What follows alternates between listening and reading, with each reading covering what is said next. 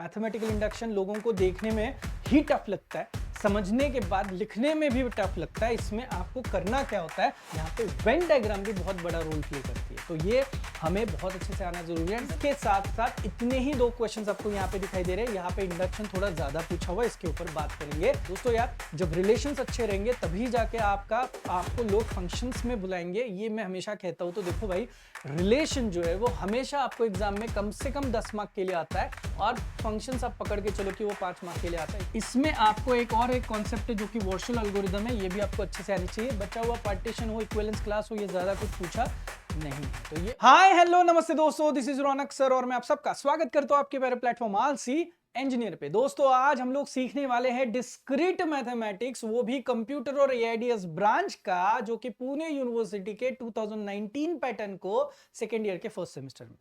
दोस्तों स्ट्रेटेजी जो कि इन सेमेस्टर के लिए लगने वाली है, जहां पे पहले 2 यूनिट हम लोगों को 30 मार्क्स के लिए पूछे जाते हैं, उनके ऊपर हम लोग काम करने वाले हैं। आज के सेशन में देखेंगे कि यार क्या करना है, इससे ज्यादा क्या स्किप करना है, प्रीवियस पेपर्स कैसे आए हुए थे, और इन सब के साथ साथ हमें यूनिट वाइज कितना कितना समय देना होगा और किसको हम लोगों को ज्यादा समय देना होगा, ये सब कुछ मैं आपको बताने वाला हूं। मीनवाइल अगर आप चैनल पे नए हो या फिर अब तक आपने चैनल को सब्सक्राइब नहीं किया है तो प्लीज चैनल को सब्सक्राइब जरूर कीजिएगा। आप सभी को पता है कि यार आलसी इंजीनियर के ऐप पे डिस्क्रीट मैथमेटिक्स, फिर वो कंप्यूटर एआईडीएस हो या फिर आईटी एएमएल हो, उनका कोर्स फुल्ली अवेलेबल है, फुल्ली अपडेटेड है। सारे के सारे पेपर्स यानी कि जनवरी 2023 एज वेल एज अक्टूबर 2023 सब कुछ वहां पे यूनिट वाइज डले हुए विथ वीडियो सॉल्यूशन और पीडीएफ। तो आप अगर आपको लग रहा है कि बहुत अच्छे मार्क्स लेके आने के इनसेम तो है ही, साथ में एंड सेमेस्टर के लिए भी, तो आपके लिए बहुत ज्यादा फायदेमंद हो सकता है वो कोर्स। डेमो सेशन आप उसका जरूर देखिएगा। इंजीनियरिंग करना अब हो गया और भी आसान।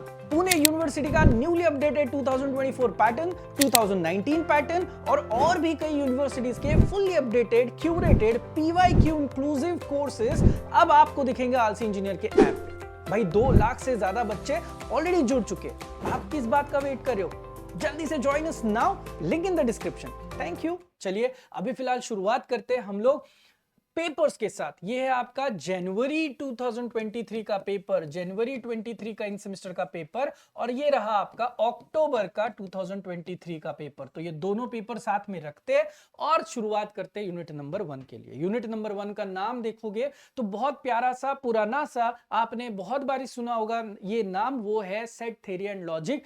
देखने में ऐसे लगता है कि यार ये तो बहुत सिंपल है, ये तो मैं पहले भी कर चुका हूं, लेकिन आपको इसमें से बहुत सारी ऐसी चीजें जो कि माइक्रो मैनेजमेंट, आपको इसका बहुत सही से जमना चाहिए। देखिए तो सही, सेट थ्योरी में होता क्या है basically, what is set theory, किस तरीके से उसको रिप्रेजेंट किया जाता है, कौन से टाइप्स है, पावर सेट क्या होता है, सबसेट क्या होता है, कार्डिनैलिटी क्या होता है, ये सारे बेसिक्स आपको समझ में आने चाहिए। और उसके बाद होते हैं आपके सेट थ्योरी के बेसिक ऑपरेशन, जहां पे आप लोग यूनियन करते हो, इंटरसेक्शन करते हो, सिमेट्रिक डिफरेंस करते हो, कॉम्प्लीमेंट निकालते हो। तो ये सारी चीजें आपको पता होनी चाहिए। आपको पता है सेट थ्योरी को कॉम्प्लीमेंट करने के लिए विजुअली एक डायग्राम ड्रॉ की जाती है जिसे कहा जाता है वेन डायग्राम, और वेन डायग्राम जो है वो इस पूरे के पूरे आपके सिलेबस में बहुत बड़ा रोल प्ले करती है, क्योंकि खुद वेन डायग्राम के ऊपर भी समझाते हैं और साथ ही साथ वेन डायग्राम यूज करके आपको कुछ चीजें प्रूफ दैट भी करने के लिए पूछा जरूर जाता है। तो देखिएगा, अब अगर मैं वेन डायग्राम की बात करूं तो सम्स किस तरीके के आते हैं। एक टाइप जो कि वेन डायग्राम का ऐसा है जहां पे आप लोगों को लेफ्ट हैंड साइड में एक स्टेटमेंट दिया जाएगा और राइट हैंड साइड में एक स्टेटमेंट दिया जाएगा। यूजिंग वेन डायग्राम आपको देखना है कि शेडेड पोर्शन बिल्कुल सेम आ रहे हैं या फिर नहीं। देखो अगर आप यहां पे देखो तो B और सिमेट्रिक डिफरेंस C, तो आपको करना क्या होता है, आप बेसिकली एक बॉक्स बनाते हो जो कि यूनिवर्सल सेट कंसीडर किया जाएगा, A B और यहाँ पे C। तो उस हिसाब से आप इस A B C के लिए आप पहले तो B सिमेट्रिक डिफरेंस C बनाओगे फॉर एग्जांपल, उसका इंटरसेक्शन लोगे A के साथ, फिर एक आपका शेडेड पोर्शन फाइनली कुछ बन जाएगा। सिमिलरली A इंटरसेक्शन B का एक आपका शेडेड पोर्शन आएगा, A इंटरसेक्शन C का एक आपका शेडेड पोर्शन आएगा, उसका आप सिमेट्रिक डिफरेंस लोगे। अगर दोनों सेम आया तो प्रूफ दैट हो गया। रादर आपको लाना ही पड़ेगा बिकॉज सवाल पूछा जाता है प्रूफ दैट वाला। इसी के साथ साथ sums on principal of inclusion exclusion, ये बहुत इंटरेस्टिंग टॉपिक है, इसके ऊपर सम्स एग्जाम में आते हैं। जैसे कि देखो क्लास में 100 बच्चे जिन्होंने 70 बच्चों ने कोर्स लिया है, 50 बच्चों ने दूसरा कोर्स लिया है और 65 बच्चों ने तीसरा कोर्स लिया है, 40 बच्चों ने कुल मिला के 2 कोर्सेस लिए, 30 बच्चों ने कुल मिला के बचे हुए 2 कोर्सेस लिए, ऐसे 10 बच्चे जिन्होंने कुछ भी नहीं लिया हुआ है, या फिर ऐसे 10 बच्चे जिन्होंने तीनों कोर्सेस में एडमिशंस लिए। इस तरीके के सवाल के इस तरीके के क्वेश्चन के ऊपर जो सब क्वेश्चंस आपको पूछे जाएंगे ना, वो हम लोग सॉल्व करते हैं using principle of inclusion and exclusion, as well as यहाँ पे वेन डायग्राम भी बहुत बड़ा रोल प्ले करती है। तो ये हमें बहुत अच्छे से आना जरूरी है। And the last part is multi set. वैसे तो ज्यादा एग्जाम में पूछा नहीं गया है, नंबर ऑफ सेट्स जो है वो पैरेलली उसके ऊपर काम किया जाता है, तो ये ज्यादा पूछा नहीं गया। अब सबसे पहले तो सेट थ्योरी की बात करते कि यार एग्जाम में किस तरीके के अब तक के सम्स आए, तो ध्यान से देखना। आप देखोगे तो जनवरी 23 और अक्टूबर 23 में क्या क्या पूछा गया है, ये सब कुछ यहाँ पे मैंने नोट करके रखा हुआ है। तो देखोगे अगर आप तो जनवरी 23 का पेपर देखना, तो सबसे पहले तो आपको यहाँ पे यूनिवर्सल सेट दिया है, ए दिया है, बी दिया है, और फिर उसके हिसाब से यहाँ पे आप देखोगे तो आपको कुछ ऑपरेशंस ऑन सेट जो है वो वर्कआउट करने।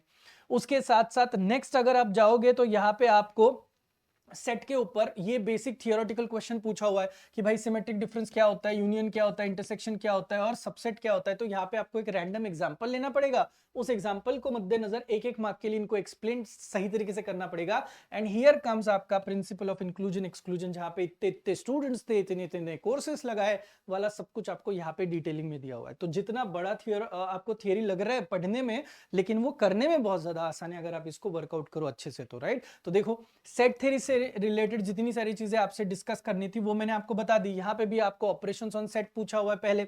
उसके साथ साथ आप थोड़ा थोड़ा आगे जाओगे तो आपको वापस यहाँ पे principal of inclusion exclusion, C++ वाले कोर्सेज के बारे में बात करिए।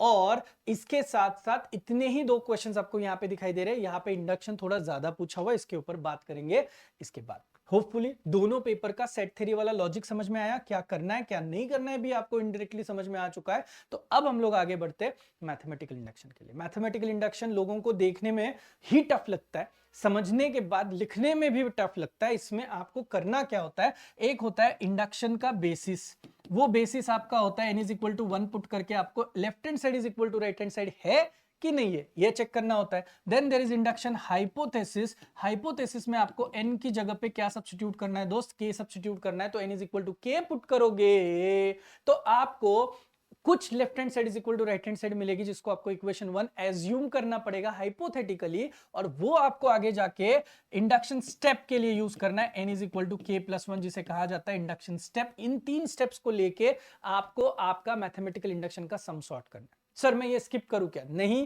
क्योंकि एग्जाम में हमेशा इंडक्शन के ऊपर सम्स पूछे गए हैं। और तो और ये इंडक्शन आप देखोगे तो इसमें 2 तरीके के सब टाइप्स है। एक left hand side is equal to right hand side आता है, और दूसरा divisible by this, multiple of this, ऐसे कुछ आपको सवाल पूछे जाते हैं। आप मुझे पूछोगे तो आप यहाँ पे देख सकते हो, आपको यहाँ पे इंडक्शन का सवाल है, यहाँ पे इंडक्शन का सवाल है, यहाँ पे आपको इंडक्शन का सवाल है। तो इंडक्शन अक्टूबर 23 के पेपर में तो 2 बार ऊपर नीचे दोनों तरफ आया हुआ है, तो ये कंपलसरी, इसको बिल्कुल मिस मत करना मेरे भाई।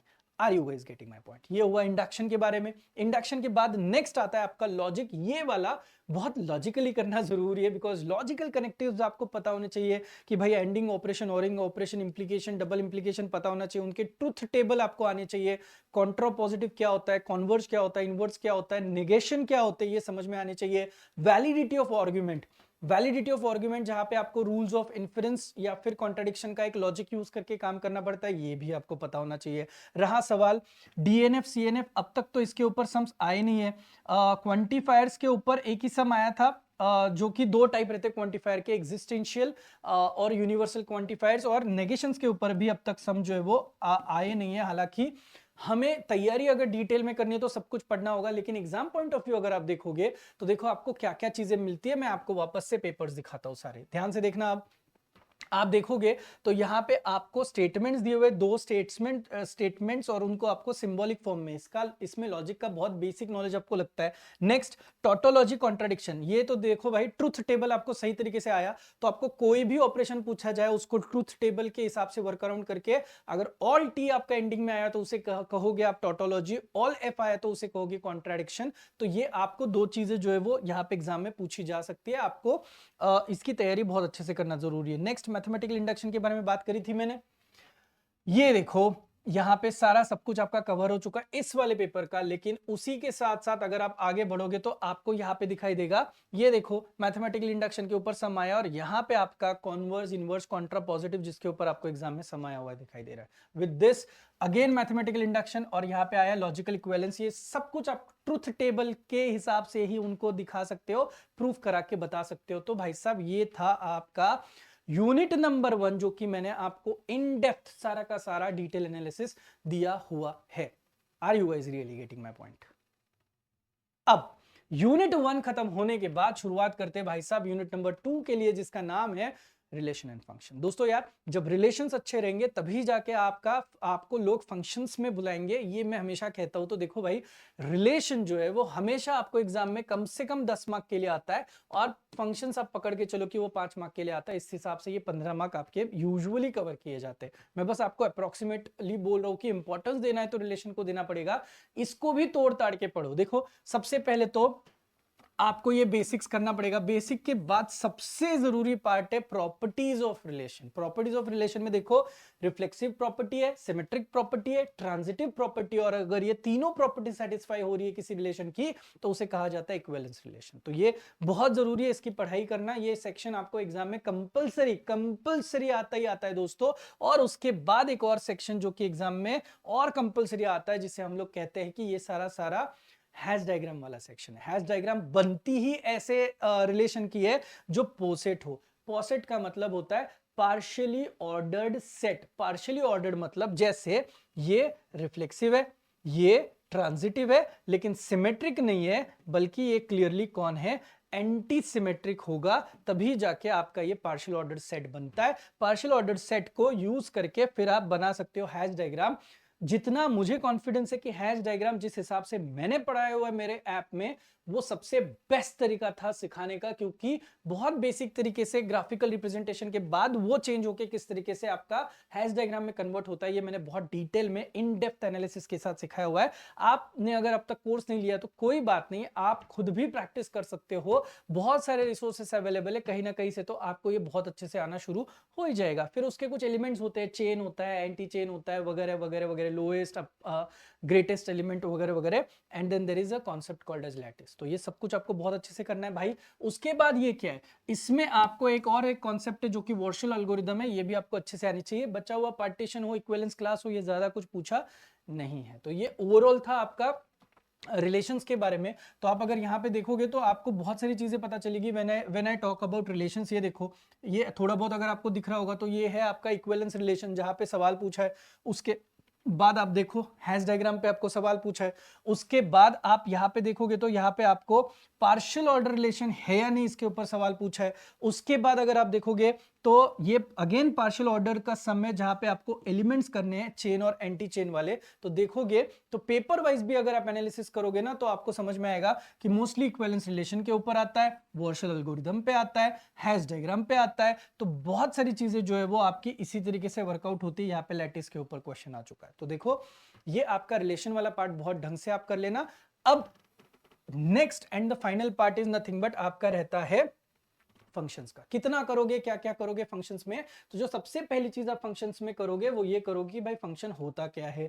वहां पे 1 to 1, मेनी टू 1 वाली कॉन्सेप्ट में से कौन सी लगती है, ऑन टू है, इन टू है, ये क्या होता है। और उसके बाद जो एग्जाम में आने वाले प्लेयर्स है, ये मुझे पर्सनली लगता है इसमें से दो तो हमेशा आए हुए, कंपोजिट फंक्शन और इनवर्स फंक्शन पे हमेशा सवाल पूछे हैं। मुझे तो लगता है पिजन होल प्रिंसिपल भी आप कर लेना, कहीं भी किसी भी तरीके का पॉसिबिलिटी आ सकता है, सब सवाल आपको पूछे जा सकते हैं। तो अगर आप देखोगे तो हार्डली, देखो रिलेशन का वॉर्शल एल्गोरिदम हैश डायग्राम हो चुका है, ये इक्विवेलेंस रिलेशन और लैटिस भी हो चुका है। आप देखो यहाँ पे कंपोजिट के ऊपर सवाल पूछा है। सिमिलरली इक्विवेलेंस और हैश डायग्राम हो चुका है, यहाँ पे भी कंपोजिट के ऊपर सवाल पूछा है। पोसेट और हैश डायग्राम हो चुका है, यहाँ पे आपको पूछा हुआ इनवर्स फंक्शन के ऊपर सवाल। तो वैसे देखा जाए तो फंक्शंस पे ज्यादा काम करने की जरूरत नहीं है। आप लिमिटेड चीजें भी करोगे तो भी आपको 5 मार्क के लिए तो पूछा जाता है, उतना आप ढंग से कर सकते हो, इतना मुझे लगता है दोस्तों। वापस बता रहा हूँ, सारे के सारे यूनिवर्सिटी आस्क्ड क्वेश्चंस जो है उसके सॉल्यूशंस जो है मैंने ऑलरेडी अपने ऐप पे डाले हुए हैं, ताकि बच्चों को आसानी हो जब भी कभी वो अपनी पढ़ाई कंप्लीट करने के बाद वो वीडियोस देखेंगे तब। आई एम श्योर आप लोगों को भी ये सब कुछ बहुत अच्छे से समझ में आ रहा है। इन सबको मद्देनजर मैंने आपको सारे पेपर्स भी दिखाए हुए हैं एंड आई एम श्योर आपको ये वीडियो अच्छा लगा होगा। कमेंट सेक्शन में आप जरूर बताना, आपके जो अनऑफिशियल ग्रुप्स है वहां पे बच्चों को जरूर सेंड करना, शेयर करना, ताकि उनको भी फायदा हो। भाई इन सेमेस्टर में अच्छे मार्क्स अगर आपके आए तो एंड सेमेस्टर में थोड़ा डर जो है वो कम हो जाता है। ऑल द बेस्ट आप सबको, मिलते हैं नेक्स्ट वीडियो के लिए, तब तक के लिए थैंक यू सो मच।